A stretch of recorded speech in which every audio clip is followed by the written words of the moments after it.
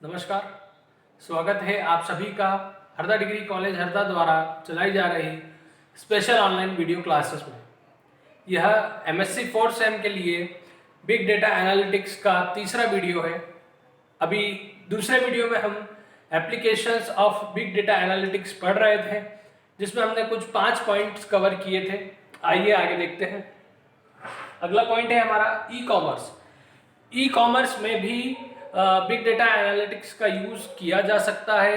Big data analytics का use करके हम कस्टमर्स की खरीदारी करने के तरीके देख सकते हैं, उन्हें किस मौसम में या किस समय कौन सी चीज़ पसंद आती है ये देख सकते हैं।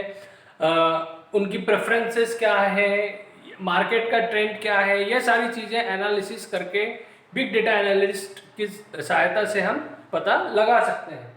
इसके अलावा जैसे आपको पिछले वीडियो में एयरलाइंस का हमने एक एग्जांपल दिया था कि किस तरह से एल्गोरिथम्स बनाकर सिस्टम ही डिसाइड करता है अलग अलग फैक्टर्स के अकॉर्डिंग कि प्राइसेस क्या होंगी। तो हम प्राइस को भी ऑप्टिमाइज कर सकते हैं हमारे ई कॉमर्स फील्ड में बिग डेटा एनालिटिक्स का यूज़ करके। अगला है हमारा हेल्थ केयर। हेल्थ केयर में भी बिग डेटा एनालिटिक्स का बहुत ज़्यादा यूज़ होता है। अगर कोई पेशेंट है, उसकी मेडिकल हिस्ट्री को एनालिसिस करके हम पता लगा सकते हैं कि इसको फ्यूचर में कौन कौन से हेल्थ इश्यूज हो सकते हैं। ठीक है। इसके अलावा बहुत इम्पोर्टेंट इसका यूज़ हो सकता है मेडिसिन या वैक्सीन्स के जनरेशन्स में। जैसे अभी हम देख रहे हैं कोरोना वायरस चल रहा है, उसकी वैक्सीन कई देश तैयार करने में लगे हुए हैं। वह सभी बिग डेटा एनालिटिक्स का यूज़ कर रहे हैं, कई अलग अलग जगह से डेटा कलेक्ट करके और फिर वैक्सीन की प्रिपरेशन कर रहे हैं और आगे बढ़ रहे हैं, है ना। इसके अलावा गवर्नमेंट भी बिग डेटा एनालिटिक्स का यूज़ कर सकती है। लॉ एनफोर्समेंट में अगर कोई नियम लागू करना है, उसमें भी बिग डेटा एनालिटिक्स का यूज़ होता है। किस नियम का क्या फ़ायदा होगा, क्या नुकसान होगा, इसको एनालिसिस करके वो रूल को आगे बढ़ाना है या नहीं बढ़ाना है ये डिसाइड कर सकते हैं। इसके अलावा अलग अलग क्राइम पैटर्न्स को एनालिसिस कर सकते हैं कि डेटा इकट्ठा करके कि यहाँ क्राइम हो सकता है या नहीं हो सकता है, या किस टाइप के क्राइम हो सकते हैं आगे, उसको पूर्व अनुमान लगा सकते हैं, है ना। जैसे हमने देखा कि आईबी ने बोला है कि यहाँ इन शहरों में आने वाले समय में विस्फोट हो सकता है या आतंकवादी हमला हो सकता है। ये सारी जानकारी वो कैसे लगाते हैं, वो एनालिसिस करते हैं बिग डेटा एनालिटिक्स का यूज़ करके। जो फ्यूचर में होने वाले क्राइम हैं उनको भी प्रिडिक्ट किया जा सकता है। Where to go, where to patrol, where to investigate. Big data analytics का यूज़ करके हम वो जोन्स को स्पेसिफाई कर सकते हैं जहां जाना चाहिए, जहां हमको पेट्रोलिंग करना चाहिए और इन्वेस्टिगेशन करना चाहिए। ठीक है। अभी देखा है हमने कोरोना वायरस चल रहा है तो पूरे देश में जिलों को 3 जोन में बांटा गया है। वो किस बेसिस पे बांटा गया है, वहाँ जो पेशेंट्स आ रहे हैं उनका एनालिसिस करके उनका नंबर्स को के अकॉर्डिंग उनको जोन्स को डिवाइड किया गया है। तो उसमें भी कहीं ना कहीं बिग डेटा एनालिटिक्स का यूज़ किया गया है। तो ये कुछ एप्लीकेशंस थी बिग डेटा एनालिटिक्स की। अब आगे देखते हैं हम कुछ टूल्स जो यूज होते हैं बिग डेटा एनालिटिक्स में।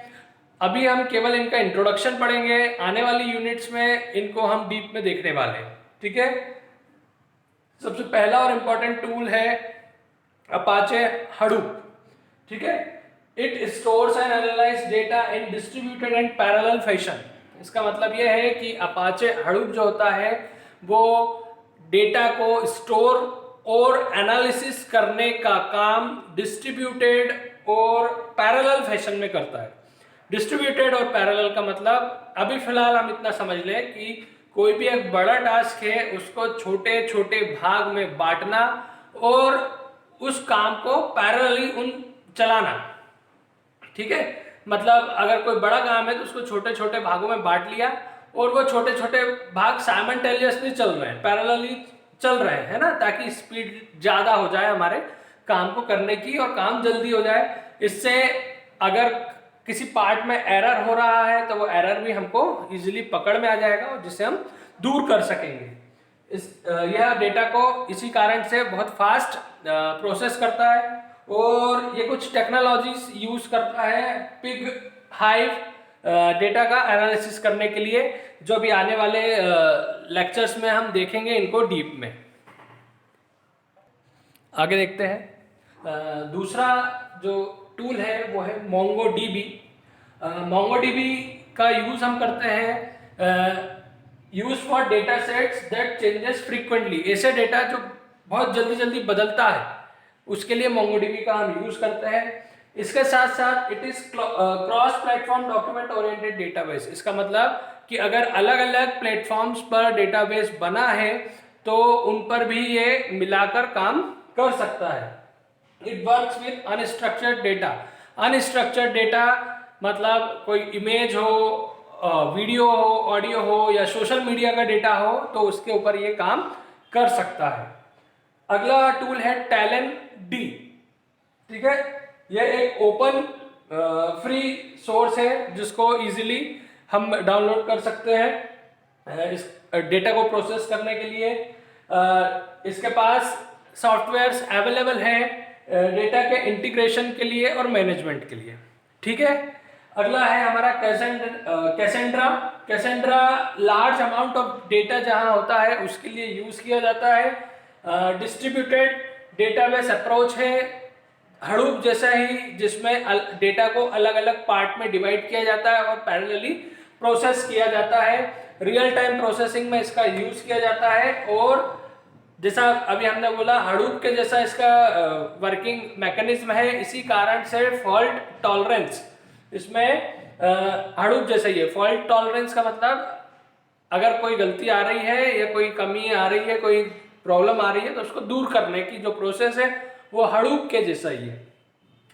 अगला है स्पार्क। स्पार्क भी रियल टाइम प्रोसेसिंग में यूज होता है और लार्ज अमाउंट ऑफ डेटा के लिए यूज होता है, लेकिन हडूप से इसका अगर कंपेयर करें तो ये जो प्रोसेसिंग करता है ये मेन मेमोरी में करता है।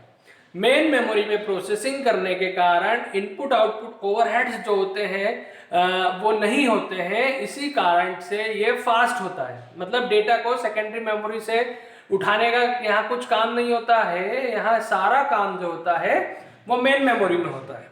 इसी कारण से ये फास्ट होता है हडूप की कंपैरिजन में। अगला है स्टॉर्म। स्टॉर्म बहुत इजीली यूज होने वाला ओपन सोर्स टूल है जिसको इजीली डाउनलोड किया जा सकता है और इसकी सबसे अच्छी बात यह है कि किसी भी प्रोग्रामिंग लैंग्वेज के साथ हम इसका यूज कर सकते हैं।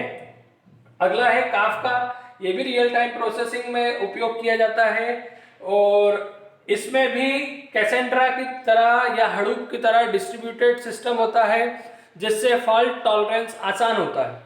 इसके अलावा इसको लिंक्डइन के द्वारा बनाया गया था और आने वाले मतलब लिंक्डइन ने बनाने के बाद उसको अपाचे को दे दिया था। ठीक है, तो ये यहाँ पर हमारे tools of big data analytics देखे हमने कुछ। अब ये वाला वीडियो अभी यहीं तक है। आने वाले वीडियो में मैं बिग डेटा एनालिटिक्स के और टॉपिक्स आपको एक्सप्लेन करूंगा। उम्मीद करता हूँ आपको ये समझ में आ रहा होगा।